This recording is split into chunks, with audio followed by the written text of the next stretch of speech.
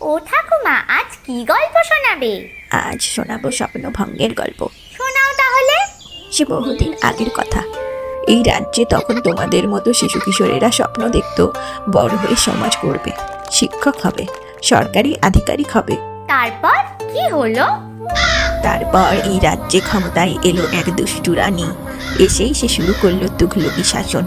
প্রথমেই বন্ধ করলো রাজ্যের সমস্ত কলকারখানা, যাতে রাজ্যের কোনো যুবক পড়াশোনা করে রোজগার করার সুযোগ না পায়।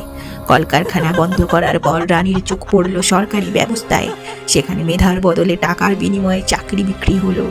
রানীর সব নেতা মন্ত্রী টাকা নিয়ে রানীর কথা মতো তার ঘনিষ্ঠদের চাকরি দিল। তারপর কি হলো? তারপর যারা চাকরি পেল না, যোগ্যতা ও মেধা থাকা সত্ত্বেও তারা এই রাজ্য ছেড়ে চলে গেল। কিছু জন প্রতিবাদ করতে যাওয়ায় রানীর সেনারা মেরে তাদের মাথা ফাটিয়ে দিল।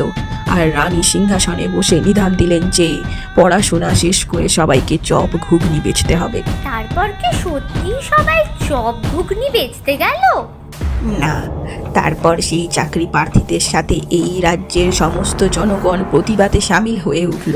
রাজ্যবাসীর প্রতিবাদের ফলে রানীকে এই রাজ্য ছেড়েই পালাতে হলো। তুমি যদি অন্যের স্বপ্ন ছেলে খেলা করো, তাহলে বাকিরাও তোমার স্বপ্ন কেড়ে নেবে। আমার গল্প ফুরলো, নোটে গাছটি মুড়লো। পাল্টানো দরকার, চাই বিজেপি সরকার। পাল্টানো দরকার, চাই বিজেপি সরকার।